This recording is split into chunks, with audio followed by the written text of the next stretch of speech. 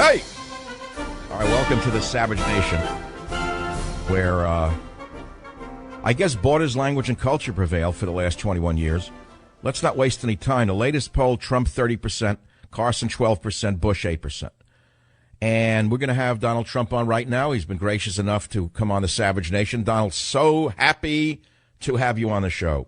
Thank you, Michael. It's great to be with you. So the polls certainly show that the people are responding to you.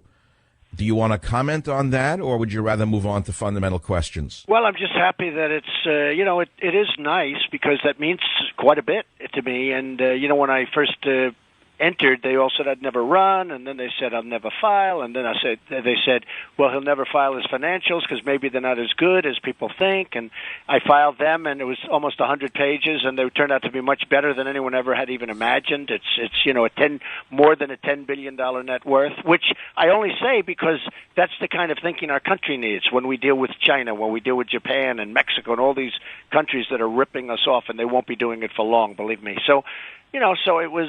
It's really nice to see the kind of polls we're getting. They're getting really phenomenal. Well, look, here's the thing. Many people are trying to rip you down because you're challenging the Republican establishment on many issues, including the economy. They're open borders traders, they're free traders, open borders people. I want to ask you about tariffs. Back in 2010, I published a book in which it was entitled Trickle Up Poverty, in which I called for tariffs on goods from China, and I asked for 20% tariff on all goods produced in China. My opinion is that tariffs would stop their hollowing out of our industries. The industries would come back to America. I'd like to see their factories go empty, not ours. I'd like to see our factories working again. There are people in the radio business who don't understand business, Donald, who say that you're all wrong on tariffs. Could you explain to the world why tariffs are in the interest of the American worker? Okay, it's so simple. Look, we have a country, let's take China, and everybody's ripping us. We don't have any country that we do well with, practically, but virtually every country is ripping us. Let's say China is the number one abuser. They devalue their currency. They just devalued it 3 weeks ago, the biggest devaluation in 20 years. They keep devaluing. It makes it impossible for our businesses to compete. And just so you understand, if you try and sell to China, I have a friend who's a manufacturer. They charge him a massive tax every time he sells. We don't, because we don't know what we're doing. We have leaders that truly don't have a clue. I mean, I think it's only that they're incompetent. I hope it's not worse than that, but they don't have a clue. So it's a one-way street. When China devalues, we should immediately put on a tax because all they're doing is sucking the money and the jobs out of the United States. I said the other day to somebody, for the first time I said it, which is sort of unusual because I've been saying this about China for a long time, I said it's the single greatest theft in the history of the United States, maybe the world, the money they've taken out, the jobs they've taken out. We've rebuilt China. I mean, we have actually rebuilt China. They've taken so much from us. Okay. So when you do the tariff or a tax, we call it anything you want, but when you do, you're neutralizing the damage that they're doing to you. And we have a one-way. Now, I'd like to see no tax, and I'd like to see them even with us and not cheating us, okay? Okay, right. When you do the tariff, when you do the tax, what we're doing is neutralizing some of the damage that they're doing to us by taking our jobs and taking our money. You know, the interesting thing, we right now owe China $1.4 trillion. So think of it. They've taken our jobs, they've taken our base, they've taken our money, and we owe them $1.4 trillion. $1.4 trillion that we're paying interest on. That's like a magic act. So it's a very sad thing. But it's not just Donald, it's not just China. I've studied this in great detail, and products from the United States entering Mexico that do not qualify under the NAFTA rules are subject to Mexico's MFN rates of duty, and I have a tariff table. I won't read it on the air. I won't waste your time. They're awesome. They range up to 30% on goods that are not protected by NAFTA. But if you go to the bottom of the list, your hair would stand up on the additional import taxes and fees. Mexico has an IVA or VAT, value-added tax on most sales transactions, including sales of foreign products. The fact of the matter is we're being killed even by the Mexican government. Mexico is killing us, and they're killing us at the border, and they're killing us at trade. You know, Ford is building a $2.5 billion plant in Mexico. Nabisco announced they're leaving Chicago, and they're going to build a massive plant down in Mexico, taking a lot of jobs. It's so incredible how stupid the leaders and the negotiators are that we have. Now, I have Carl Icahn lined up, who's a great negotiator. I have some of the greatest negotiators in the world lined up. That will not happen for very long, believe me. That'll all end. It's a one-way street. Every country, and I would say virtually, you look at Brazil, you look at other countries, you look at Japan. How about Japan? They sell us millions of cars pour into this country, millions of cars. They pour in. We give them beef, and they don't want it. You know, a lot of times the boats get over there, they turn it back. It is, and it's perishable. It is a disgraceful situation, and the problem is that our leaders are not smart and they're not cunning, and the world has taken advantage. And that's why we're losing so much money, and that's why we owe $19 trillion. Donald, I live near San Francisco Bay. I see ships coming in from Japan loaded with Hondas and Toyotas, and the ship is weighted down to its waterline on the way in as they dump them up in Vallejo. I see the ships going back high in the water. The waterline is 20 feet above the bay. They're not even taking straw back with them from this country. The only thing they're taking back to China and Japan, believe it or not, is scrap metal. The same way in the 1930s we were selling scrap metal to Japan. It's awesome to see history repeating itself. But I want to move on to national security, Donald, because to me the number one issue, of course, is the economy. But internationally, we know Obama's doing nothing against ISIS to speak of. He could bomb the training camps and put them out of business in less than a week, according to generals who are retired and willing to speak out. If you were president, I hope you are, what would you do to stop this plague, this plague of people who are raping, kidnapping, murdering, selling young girls into slavery? It's something awesome to see the world standing by. As commander-in-chief, what would you do? Well, you would knock the hell out of the training camps, and that one's a given, and it's incredible that we don't do it, and we know where they are, and we don't do it. It's almost like, are we protecting these people? These are the worst people. But you do that. I say you go and take the oil, because a big portion of their wealth comes from the oil. You understand. They took the oil from Syria, from Iraq. They have a lot of oil. You know, they're redoing a hotel right now in Iraq or Syria. They're actually building it. They're like in competition with me. They're building a hotel. I mean, you believe ISIS is building a hotel. And it's actually just completed. I hear it's very nice, but I don't think... are you serious? They're building a hotel? Yeah. I pray to God they're not going to provide captive children for sex parties. I mean, this is sickening. These people are trading in children as young as 8 years of age in brothels, Donald. No, it's horrible. So it'll end, believe me. If I'm president, it'll end, and it'll end quickly. What do we do about all of the people that Obama has planted inside the government who are so secure in the bureaucracy, inside defense, inside the Justice Department, and they cannot be gotten out? Could you use executive orders to remove some of the most radical of them? I think you get them out. I think we have a lot of people that now are bureaucrats, and, you know, they talk about Common Core, like Jeb Bush, and a lot of people love Common Core. And I like local education. But you have a lot of these bureaucrats in Department of Education. I don't think they even care. Many of them don't care about your child's education. And frankly, there's so much fat in Washington right now. And there are a lot of people that just have essentially no-show jobs in Washington. Everybody knows it. Nobody talks about it. And it'll stop.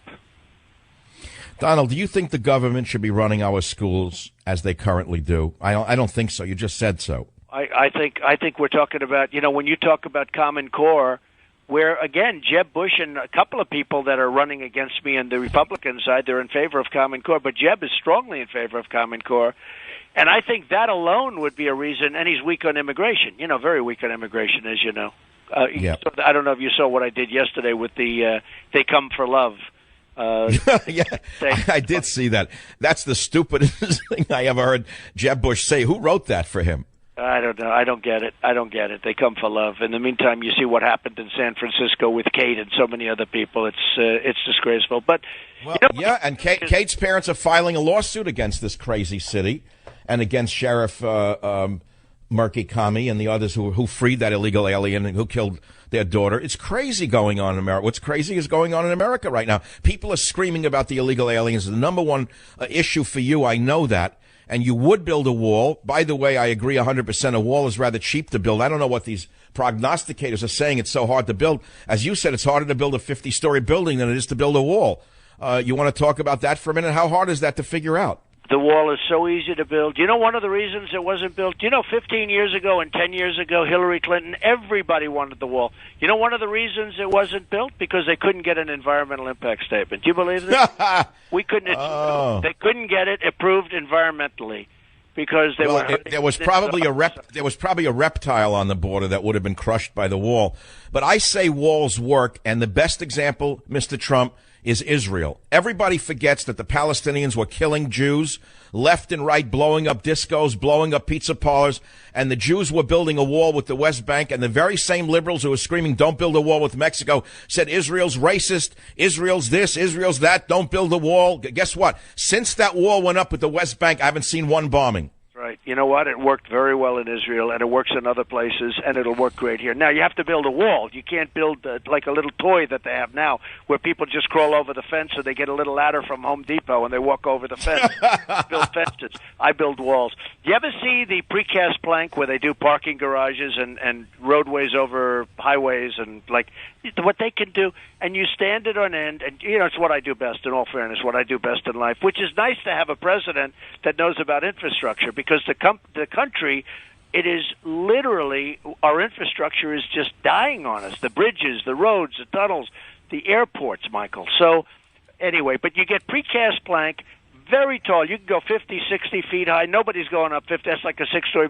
You drop it right into a footing, into a good solid footing, and you've got yourself. And you can have it made beautiful. You'd actually have it as a beautiful-looking wall. You'd make it architectural. You'd make it beautiful. And people wouldn't get on it, and there's no way you get through it.